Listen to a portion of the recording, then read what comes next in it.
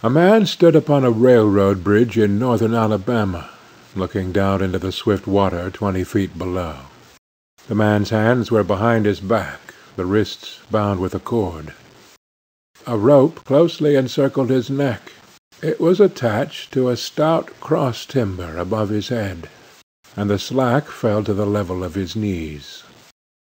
Some loose boards, laid upon the ties supporting the rails of the railway, supplied a footing for him and his executioners, 2 private soldiers of the Federal army, directed by a sergeant who in civil life may have been a deputy sheriff.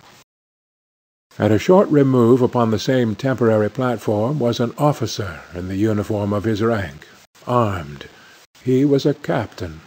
A sentinel at each end of the bridge stood with his rifle in the position known as support, that is to say, vertical in front of the left shoulder, the hammer resting on the forearm thrown straight across the chest, a formal and unnatural position, and forcing an erect carriage of the body. It did not appear to be the duty of these 2 men to know what was occurring at the centre of the bridge. They merely blockaded the 2 ends of the foot planking that traversed it. Beyond one of the sentinels nobody was in sight. The railroad ran straight away into the forest for 100 yards, then, curving, was lost to view. Doubtless there was an outpost farther along. The other bank of the stream was open ground. A gentle slope topped with a stockade of vertical tree trunks, loopholed for rifles, with a single embrasure through which protruded the muzzle of a brass cannon, commanding the bridge. Midway up the slope between the bridge and the fort were the spectators, a single company of infantry in line, at parade rest, the butts of their rifles on the ground, the barrels inclining slightly backward against the right shoulder, the hands crossed upon the stock. A lieutenant stood at the right of the line, the point of his sword upon the ground, his left hand resting upon his right. Excepting the group of 4 at the centre of the bridge, not a man moved. The company faced the bridge, staring stonily, motionless. The sentinels, facing the banks of the stream, might have been statues to adorn the bridge. The captain stood with folded arms, silent, observing the work of his subordinates, but making no sign.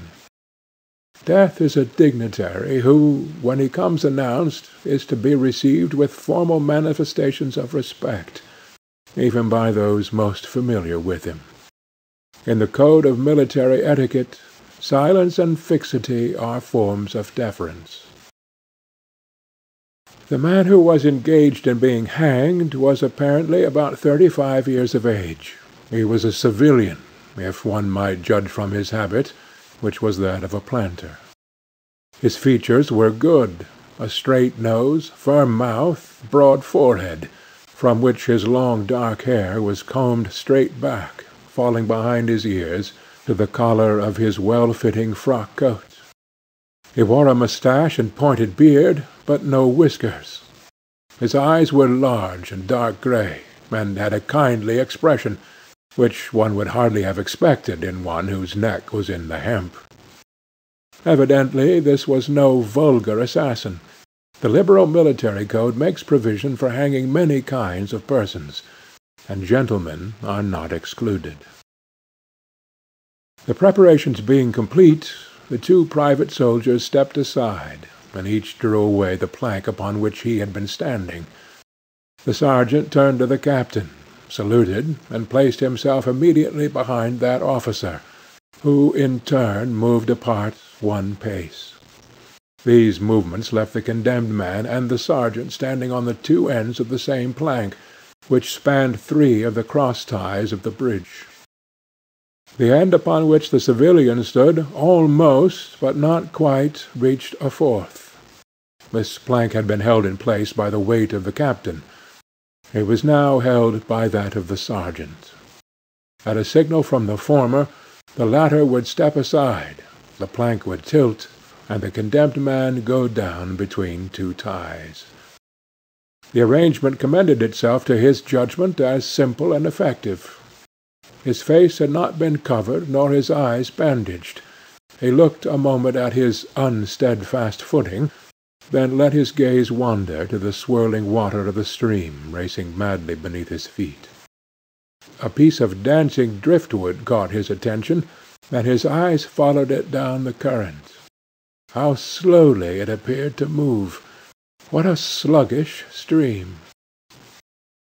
He closed his eyes in order to fix his last thoughts upon his wife and children. The water, touched to gold by the early sun, the brooding mists under the banks at some distance down the stream, the fort, the soldiers, the piece of drift, all had distracted him. And now he became conscious of a new disturbance. Striking through the thought of his dear ones was sound which he could neither ignore nor understand, a sharp, distinct, metallic percussion, like the stroke of a blacksmith's hammer upon the anvil. It had the same ringing quality. He wondered what it was, and whether immeasurably distant or near by. It seemed both. Its recurrence was regular, but as slow as the tolling of a death knell. He awaited each new stroke with impatience and, he knew not why, apprehension. The intervals of silence grew progressively longer. The delays became maddening. With their great infrequency the sounds increased in strength and sharpness. They hurt his ear like the thrust of a knife. He feared he would shriek. What he heard was the ticking of his watch. He unclosed his eyes and saw again the water below him. If I could free my hands, he thought, I might throw off the noose and spring into the stream. By diving I could evade the bullets, and, swimming vigorously, reach the bank, take to the woods, and get away home. My home, thank God, is yet outside their lines. My wife and little ones are still beyond the invaders' farthest advance. As these thoughts, which have here to be set down in words, were flashed into the doomed man's brain rather than evolved from it, the captain nodded to the sergeant. The sergeant stepped aside. 2. Peyton Farquhar was a well-to-do planter of an old and highly respected Alabama family. Being a slave-owner, and, like other slave-owners, a politician, he was naturally an original secessionist, and ardently devoted to the Southern cause. Circumstances of an imperious nature, which it is unnecessary to relate here, had prevented him from taking service with that gallant army which had fought the disastrous campaigns ending with the fall of Corinth, and he chafed under the inglorious restraint, longing for the release of his energies, the larger life of the soldier, the opportunity for distinction. That opportunity, he felt, would come, as it comes to all in war-time. Meanwhile he did what he could. No service was too humble for him to perform in the aid of the South, no adventure too perilous for him to undertake, if consistent with the character of a civilian who was at heart a soldier, and who, in good faith, and without too much qualification, assented to at least a part of the frankly villainous dictum that all is fair in love and war. One evening, while Farquhar and his wife were sitting on a rustic bench near the entrance to his grounds, a grey-clad soldier rode up to the gate and asked for a drink of water. Mrs. Farquhar was only too happy to serve him with her own white hands. While she was fetching the water, her husband approached the dusty horseman and inquired eagerly for news from the front. "The Yanks are repairing the railroads," said the man, "and we are getting ready for another advance. They have reached the Owl Creek Bridge, put it in order, and put a stockade on the north bank. The commandant has issued an order, which is posted everywhere, declaring that any civilian caught interfering with the railroad, its bridges, tunnels, or trains, will be summarily hanged. I saw the order." "How far is it to the Owl Creek Bridge?" Farquhar asked. "About 30 miles." "And is there no force on this side of the creek?" "Only a picket post half a mile out, on the railroad, and a single sentinel at this end of the bridge." Suppose a man, a civilian and student of hanging, should elude the picket post and perhaps get the better of the sentinel, said Farquhar, smiling. What could he accomplish? The soldier reflected. I was there a month ago, he replied. I observed that the flood of last winter had lodged a great quantity of driftwood against the wooden pier at this end of the bridge. It is now dry, and would burn like tinder. The lady had now brought the water, which the soldier drank. He thanked her ceremoniously, bowed to her husband, and rode away. An hour later, after nightfall, he repassed the plantation, going northward in the direction from which he had come. He was a Federal scout. 3. As Peyton Farquhar fell straight downward through the bridge, he lost consciousness, and was as one already dead. From this state he was awakened, ages later, it seemed to him, by the pain of a sharp pressure upon his throat, followed by a sense of suffocation.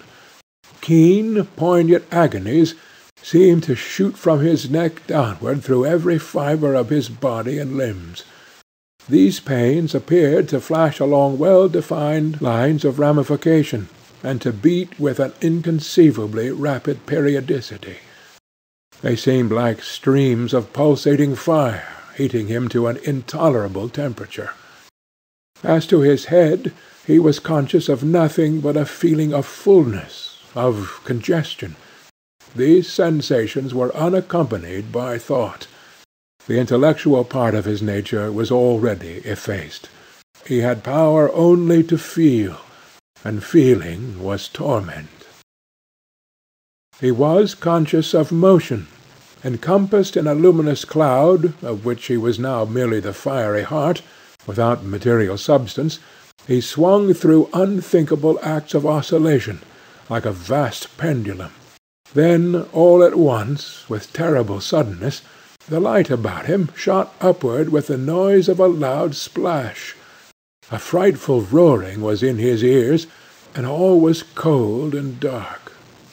The power of thought was restored. He knew that the rope had broken, and he had fallen into the stream. There was no additional strangulation. The noose about his neck was already suffocating him, and kept the water from his lungs. To die of hanging at the bottom of a river!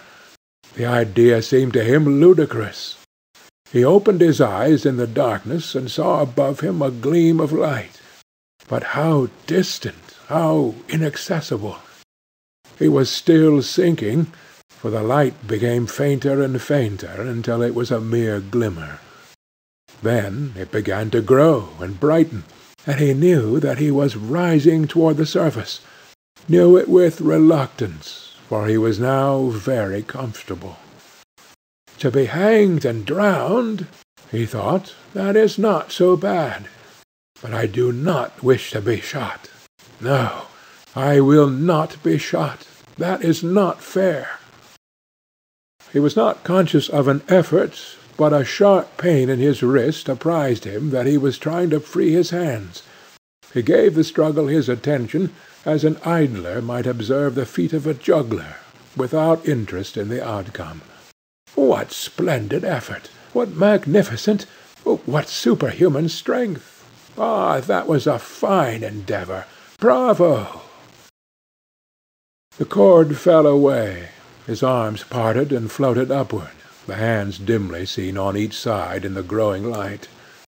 He watched them with a new interest as first one and then the other pounced upon the noose at his neck.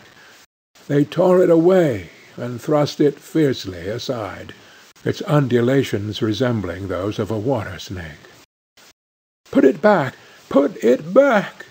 He thought he shouted these words to his hands, for the undoing of the noose had been succeeded by the direst pang that he had yet experienced. His neck ached horribly. His brain was on fire. His heart, which had been fluttering faintly, gave a great leap, trying to force itself out of his mouth.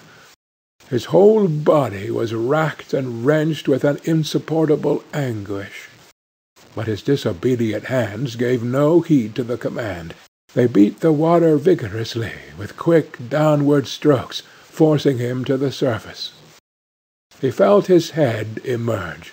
His eyes were blinded by the sunlight. His chest expanded convulsively, and with a supreme and crowning agony his lungs engulfed a great draught of air, which instantly he expelled in a shriek.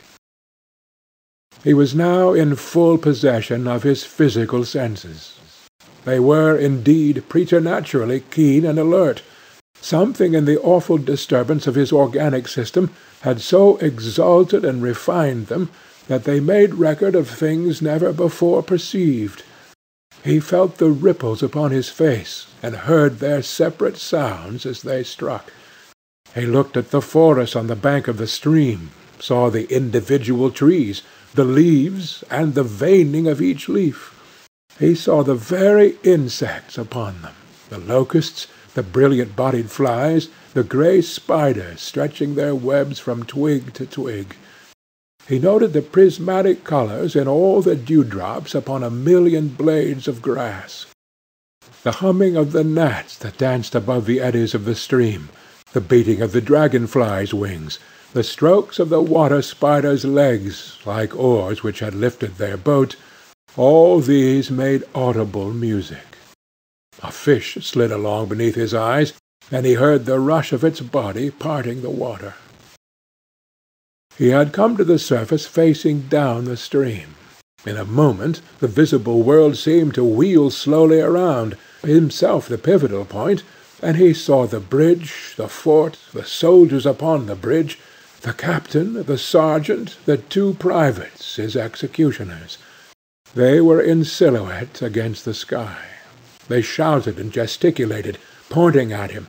The captain had drawn his pistol, but did not fire. The others were unarmed.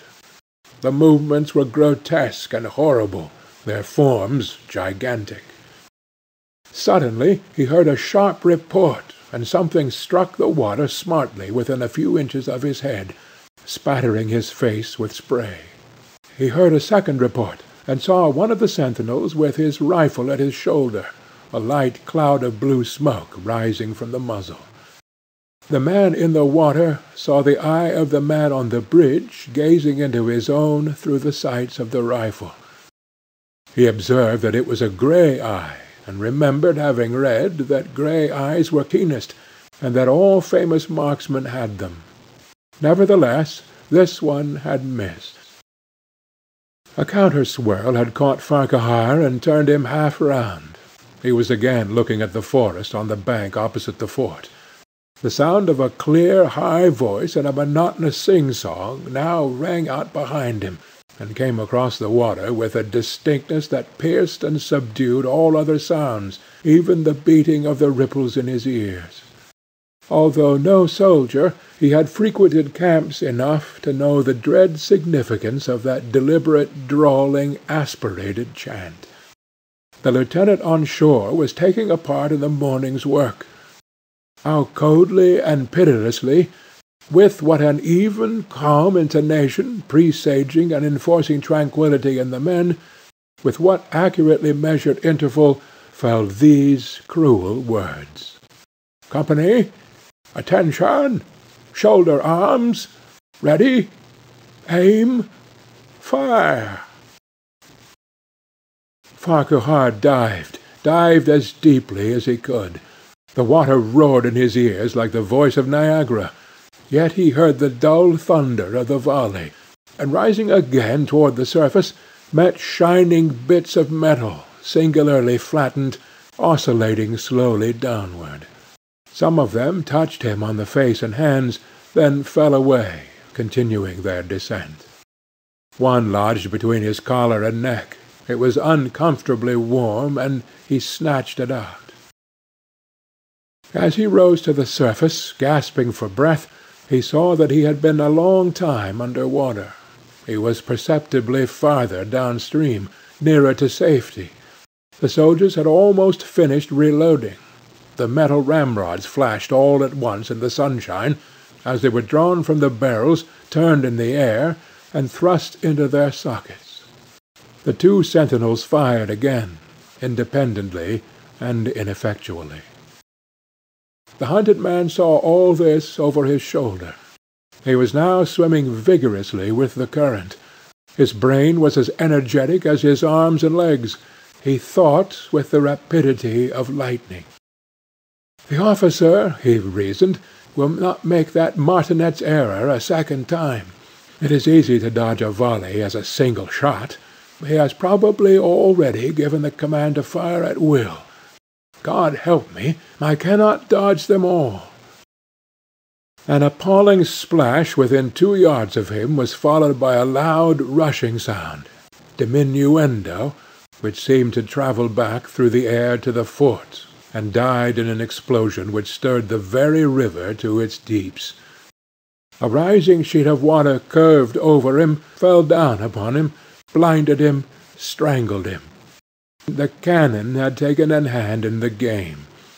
As he shook his head free from the commotion of the smitten water, he heard the deflected shot humming through the air ahead, and in an instant it was cracking and smashing the branches in the forest beyond.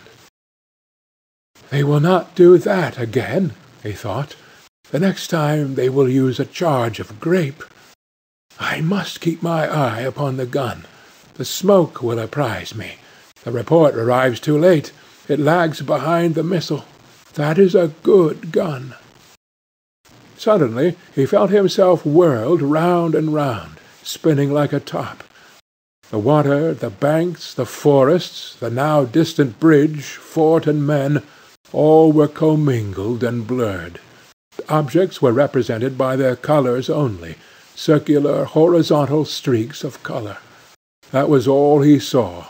He had been caught in a vortex, and was being whirled on with a velocity of advance and gyration that made him giddy and sick.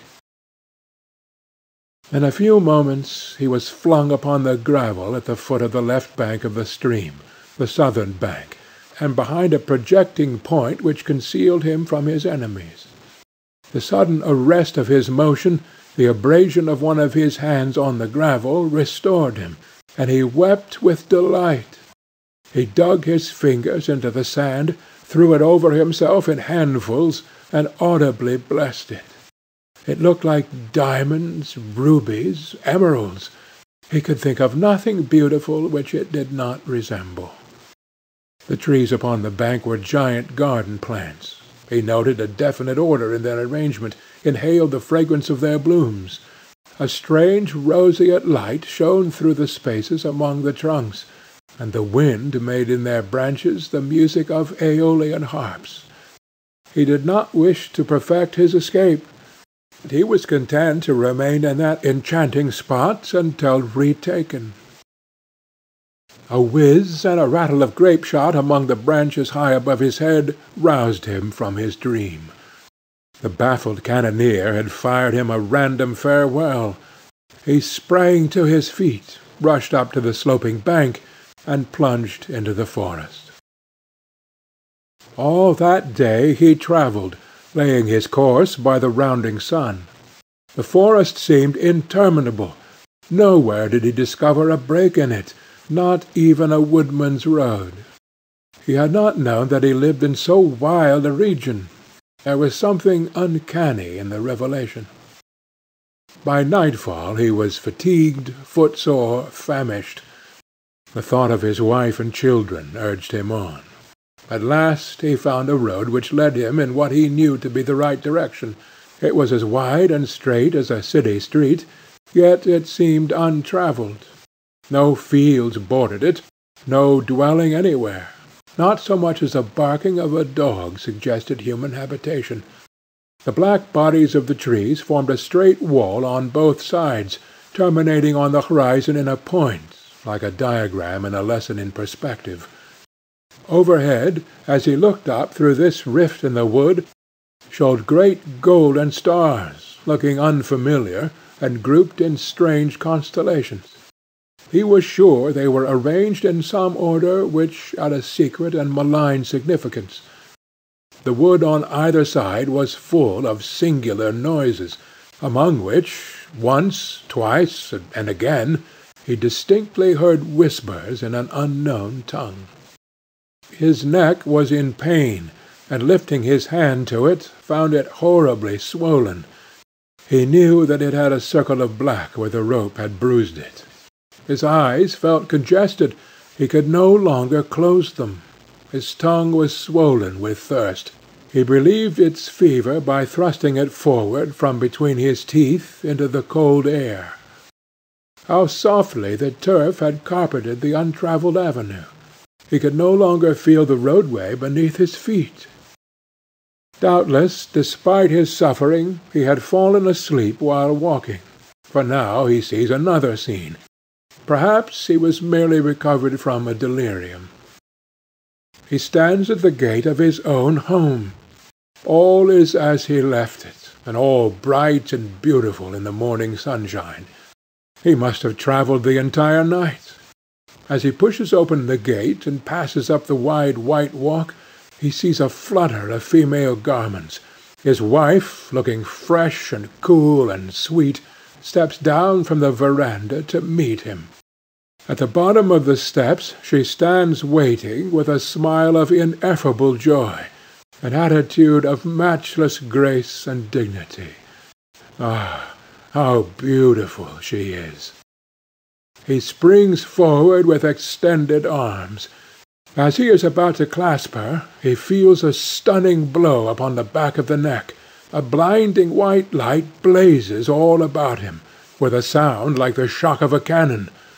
Then all is darkness and silence. Peyton Farquhar was dead. His body, with a broken neck, swung gently